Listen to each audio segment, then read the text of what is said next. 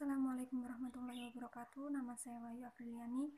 Di sini saya akan membahas sedikit tentang pemikiran ekonomi Adi Warman Azwar Karim. Nama lengkapnya adalah Adi Warman Azwar Karim.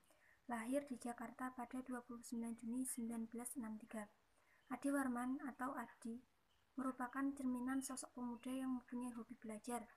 Pendidikan tingkat S1 ia tempuh di IPB dan UI. Gelar insinyur dia peroleh pada tahun 1986 dari Institut Pertanian Bogor. Pada tahun 1988, Adi Warman berhasil menyelesaikan studinya di Europe University, Belgia dan memperoleh gelar MBA.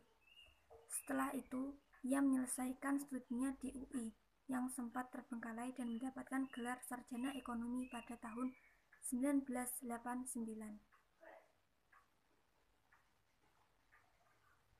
Konsep ekonomi Islam menurut Adi Warman atau hasil pemikiran Adi Warman.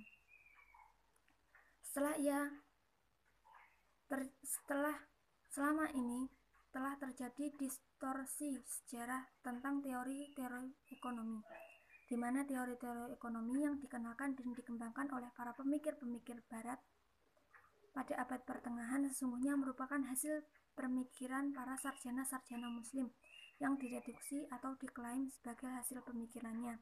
Jadi menurut beliau, teori-teori ekonomi yang selama ini dikembangkan di abad pertengahan adalah milik teori-teori sarjana Muslim, tetapi akhirnya direbut dan direduksi atau diklaim kembali sebagai hasil pemikiran-pemikiran orang Barat.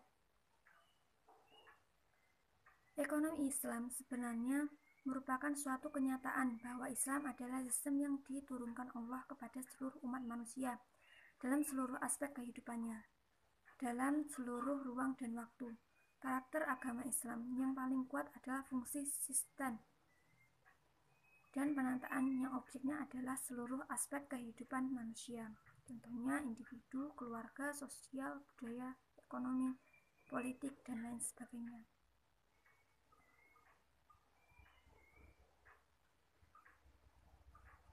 Sumbangan pemikiran ekonomi Islam di Indonesia. Pendekatan yang digunakan Adi Warman dalam pembangunan ekonomi Islam menggunakan 3 pendekatan, yaitu historis dan pendekatan historis digunakan untuk menjelaskan sistem ekonomi kontemporer dengan merujuk kepada ekonomi Islam klasik, terutama pada masa Rasulullah, dan kemudian dikembangkan oleh para cendekiawan Islam. Selain menggunakan pendekatan sejarah, Adi Warman juga menggunakan pendekatan fikih.